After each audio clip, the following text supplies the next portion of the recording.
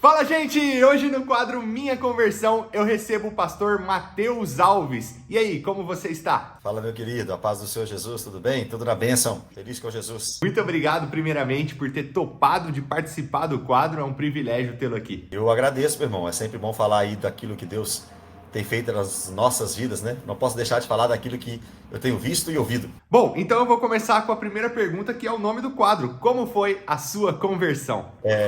Eu sou de um berço cristão, né? Meus pais se converteram, eu tinha 3 anos de idade. Lembro que eu sou de Belo Horizonte, né? E eu lembro que nesse mesmo tempo nós mudamos para uma cidade chamada Igarapé, que é aqui na região metropolitana de Belo Horizonte. Lá, meus pais frequentaram muitas igrejas, muitas, né? Quadrangular, até a Igreja da Graça, né? Do R.R. Soares, várias igrejas, né? E também um ministério que eles hoje congregam, né? E lideram é a Igreja do Evangelho de Cristo. Quando eu mudei para BH novamente, com 16 anos de idade, frequentei igrejas batistas aqui, né? Mas eu era mundano, né? Eu sou de um berço cristão, mas eu sempre digo que Deus, ele não tem netos, né? Ele tem filhos. E mesmo nascido na igreja, praticamente, e recebendo todos os ensinamentos ali dos meus pais e da igreja, das igrejas que eu frequentava, eu não tinha ainda nascido de novo. Não, nascido de novo não. Porque 1 João capítulo 3, versículo 6, a Bíblia diz que quem vive pecando não conhece a Deus. Quem conhece a Deus não vive pecando. Quem vive pecando não conhece a Deus, nem nunca o conheceu. Então, é fácil saber, A prática do pecado, né? sem dúvida, a prática. Não é porque você nunca peca, né? Mas você vive no prazer do pecado e na prática dele, não, você não é cristão, você não nasceu de novo. Agora, se você ainda peca porque não foi glorificado, mas odeia o pecado que ainda habita no nosso corpo mortal, aí sim você é um cristão genuíno, você nasceu de novo. Né? E eu compreendia que eu gostava do pecado, vivia na prática do pecado, vivia na prostituição, né? Na relação sexual ilícita, também me envolvi com pornografia e vivia. Eu nunca fui assim, de boate, balada, isso eu nunca gostei de lugar cheio, mas também vivia na idolatria, porque eu era um idólatra do futebol, tudo que envolvia o meu time de futebol, que é até fácil saber qual é, né? Se eu sou de Belo Horizonte, aqui só tem um time, é fácil saber, né? É o Galo, né? Tudo que envolvia o Atlético, camisas oficiais, quarto completamente cheio de coisas do Atlético, de todo jogo, indo para campo. Então era um idólatra mesmo. Hoje eu percebo que não era um esporte, era uma idolatria, compreende? Então eu realmente era um ímpio que precisava de arrependimento. Desculpa cortar. Como que é a sua relação hoje com o seu time? É, Você ainda torce? Só para deixar gosto, claro para o pessoal também. gosto, acompanho, torço, gosto de ver o Cruzeiro perder, mas não mais com idolatria. Não fico vidrado em jogo. Se perder o jogo, tanto faz, tanto fez. Até se perdeu pro Cruzeiro esses dias aí, pra mim, tanto faz. Vamos embora, acordar o dia seguindo. Antigamente não, antigamente disse não. Entendeu? Se perdesse pro Cruzeiro, acabou a vida.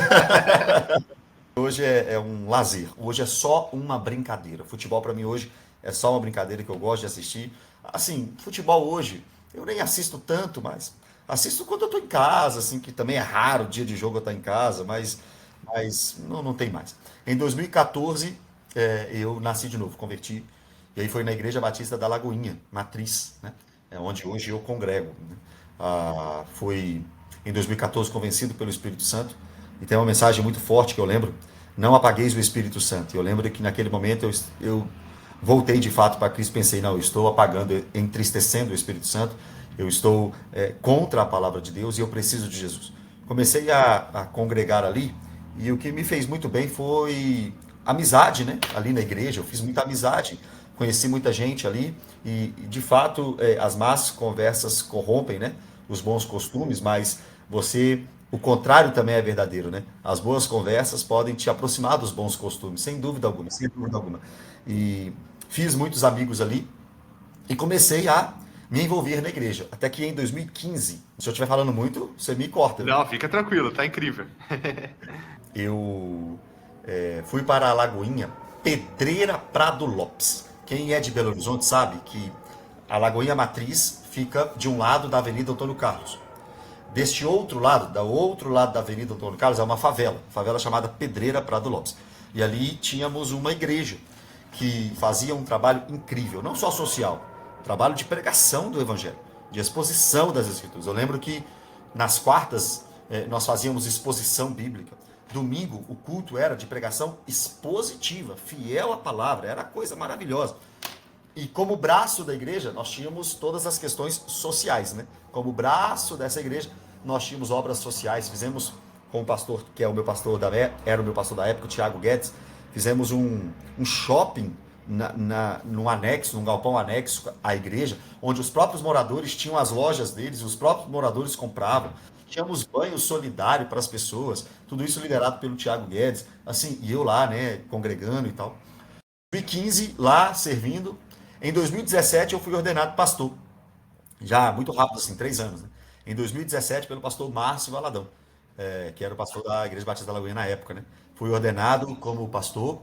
Como que foi essa parte, né? Como foi esse chamado para você? Isso. Eu sempre digo que aconteceu comigo, guardada as devidas proporções, com aquilo que está escrito no livro, na carta de Paulo a Timóteo, né? Eu fui reconhecido pela igreja, pelo trabalho, pelo serviço. Eu não fui ordenado para depois pastorear, eu pastoreava para depois ser ordenado, né? Então, cuidava dos irmãos. Eu fui convocado pelo meu pastor na época a ser líder de evangelismo lá na favela, líder de evangelismo. Então, todo sábado a gente encontrava, fazia visitas, ia pregar para os moradores de rua, para aqueles que estavam ali usando droga, e o trabalho foi acontecendo, né? Eu lembro também de culto nos lares, era maravilhoso, uma época maravilhosa. Toda quinta-feira à noite a gente ia para um culto, para uma casa, né, fazer culto. Foi um momento muito grande, muito, muito lindo, assim. Foi um momento que eu gostei muito do meu ministério. E aí, dia 3 de julho de 2017, eu fui ordenado. Primeiro fiz a entrevista pastoral, tudo aquilo, tudo que precisava, né, nos trâmites da denominação. Mas eu fui reconhecido, então eu já cuidava de pessoas, já pregava o evangelho. Então eu fui reconhecido como pastor. E aí, nessa noite, 3 de julho, fui consagrado e comecei a liderar um culto ali quarta-feira na igreja, pregando. E logo na sequência eu comecei também a receber muitos convites para pregar. Hoje, pela graça de Deus, eu viajo muito, né, pregando o evangelho pelo Brasil afora, dando aula também. Então, desde ali eu já comecei esse ministério aí de pregação da palavra. E quando eu converti, eu tive muita sede de estudar a Bíblia, muita sede, muita sede. Quando eu converti, eu pensei, eu vou conhecer Bíblia. Eu tive um professor no seminário que dava muitos exemplos do Antigo Testamento, e eu ficava assim, cara, eu preciso conhecer essas histórias. Eu cresci na igreja, não era crente, cresci na igreja, e não conheço tanta história do Antigo Testamento. Eu preciso, e fui mergulhar para conhecer Bíblia. E pela graça de Deus, em 2019, eu me tornei professor do seminário da igreja, né? Então, estou aí há 6 anos como professor de seminário. Hoje eu dou aula de escatologia, cristologia, hermenêutica, né? E uma matéria aqui também chamada crescimento espiritual. Então, a minha caminhada foi assim. Em 2021, eu já estava pastoreando de forma auxiliar e fui comissionado também para assumir um trabalho, a Lagoinha Mangabeiras, que é outro bairro aqui em Belo Horizonte, né? Onde eu fiquei ali até 2025. Esse ano. Hoje eu voltei para a Lagoinha Matriz, sirvo na Matriz, né? Estou contribuindo, mas até mês passado, ou melhor, até esse mês, na verdade, outubro, né? Até o mês de outubro eu estava servindo. Uhum. Agora, servindo na Lagoinha Mangabeiras. Comecei como pastor auxiliar, cheguei lá, os líderes saíram, eu cheguei justamente para eles saírem, já era um combinado, né? Assumi a igreja, fizemos o trabalho, até que, por causa das muitas viagens, conciliar a itinerância com o trabalho da igreja local é muito difícil, né? E por causa das muitas viagens, eu já tinha avisado o meu amigo, que era pastor auxiliar Pedro, que ele iria assumir a igreja. Aí ele assumiu a igreja, ele ficou no papel, fiz a transição, né, natural e leve, e quando ele assumiu, e de fato, realmente 100% pegou o trabalho, e aí, depois disso, aí eu me desliguei, porque a missão já tinha sido feita ali, né? Então hoje eu trabalho desse jeito, né? Sou professor de teologia, sou escritor, tenho um livro, né, chamado Jesus Sem Filtro. Eu vi, eu ia perguntar agora. É legal que eu preparei as perguntas, mas você já está entregando, sensacional. Eu ia falar do seu livro, Jesus Sem Filtro. E como que foi escrever ele? Por qual motivo, por qual propósito você decidiu escrever esse livro com esse tema? Isso, e nós lançamos esse livro em 2024, ano passado. Também em outubro, tem um ano que nós lançamos esse livro. O prefácio é de Hernandes Dias Lopes, né? Oh, incrível. O prefácio tá bom, o prefácio eu garanto. O livro, a ideia do livro, na verdade, surgiu de um projeto da Ragnos, né? De escrever numa linguagem de rede social, porque eu posto muitos vídeos ali no meu Instagram e tal, PR Matheus Alves, e a gente ali... Inclusive eu acompanho muito, inclusive eu comentei em um ontem, não sei se você viu. Incrível. E tem sido muito legal você na rua, perguntando ali, né, o que garante a sua salvação, né? Achei incrível, incrível. Ali no Instagram, né, a gente faz muitos trabalhos assim, apologéticos, evangelísticos, né? Combate a heresia, de vez em quando surge um herege, a gente tem que ir lá combater. Mas a gente vai para a rua também, falar sobre Jesus. Eu sinto que a maioria fica mais perdida mesmo, às vezes não conhecia muito, né? E aí eu vejo você explicando e a pessoa, você fala, você crê nisso? Eu creio. Então, a partir dali ficou conhecendo, né? Irmão, exatamente isso. Tem gente que até crê em Deus, assim, em Jesus e tal, mas não sabe nem como se dá a salvação. Não entende salvação pela graça. Um Deus genérico, né? A maioria das pessoas que eu pergunto sempre falam assim, não, acredito que sou salvo porque eu faço coisas boas e tal. Então, está muito atrelado na mente das pessoas a salvação por mérito, né? Não pela graça mediante a fé. As pessoas não falam de Jesus quando eu pergunto sobre salvação. Né? Você é salvo? Sou por causa disso, por causa de mim, de mim, de mim. Não, é por causa de Jesus. E aí eu sempre falo, por causa de Jesus. Então eu estou sempre na rua, nas universidades aqui também, em Belo Horizonte, falando de Jesus para um grupo de jovens que de fato é avessa ao evangelho, infelizmente. As universidades aqui do estado, às vezes se torna um campo de concentração, então a gente está ali pregando o evangelho também.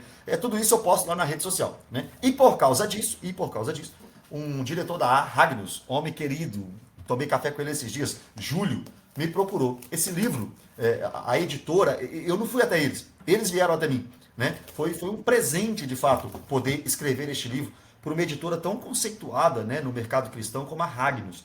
E a ideia foi justamente essa, trazer numa linguagem objetiva, numa linguagem clara, uma profundidade da escritura quando o assunto é Jesus. Na capa do livro, a capa do livro já se explica, né? Tem um leão moderno, bonito, chique aí, com a gravata, um óculos muito bonito, e dizem os pregadores coaches e motivacionais por aí que esse é o leão da tribo de Judá. Mas não é mesmo, porque está muito moderno para si. Então, a ideia é essa, o Jesus pregador está muito moderno. Então, a ideia do livro é trazer de volta o Jesus das Escrituras. É por isso que é sem filtro. Quando você tira uma foto, né, não fica tão boa, você coloca um filtro, aí você ganha muitos likes. E é por isso que talvez Jesus está recebendo muitos likes hoje, né? Porque não é o Jesus da Bíblia. E aí a gente tira os filtros da modernidade e prega o Jesus das Escrituras. Sensacional. Parabéns pelo projeto, viu? Amém. Pastor, eu sempre... Bom, o tempo passou rápido aqui, ó. Estamos quase chegando no fim. Eu preciso fazer essa pergunta que eu sempre pergunto para todos que participam. Se você tivesse um encontro hoje com Jesus encarnado por 5 minutos, o que o senhor perguntaria? Primeiramente, eu pediria perdão pelos meus pecados, que é aquilo que a gente fala todas as vezes, né? Perdão, perdão, perdão. E o que eu perguntaria para ele, talvez ele ia falar comigo assim, espera o tempo, espera o tempo. Mas eu ia perguntar para ele, como é que vai ser lá no novo céu e na nova terra? Como é que vai ser lá na eternidade? E perguntaria quem está certo, calvinista ou arminiano. Sensacional. Perguntaria quem está certo, pré-tribulacionista ou pós-tribulacionista. Perguntaria com toda certeza. E também perguntaria como é ser Deus-homem. Como é ser Deus-homem? Porque eu compreendo que a cristologia, dou aula de cristologia, é uma das matérias mais complexas. Como plenamente Deus e plenamente homem é possível na pessoa de Jesus? Perguntaria essas coisas aí para ele. Matheus, muito obrigado, viu, por você ter participado. O tempo passou rápido aqui, né? Foi incrível o bate-papo. Você é super simpático. E muito obrigado por ter participado aí. Tenho certeza que a galera gostou e edificou muito com o seu testemunho. Tamo junto, meu amigo. Eu te peço perdão porque tínhamos marcado, eu precisei remarcar, mas você com muita graça, entendeu? E chegou o dia, graças a Deus. Há um tempo para todas as coisas. Valeu, Matheus. Um abraço. Fica com Deus. Professor, um abraço.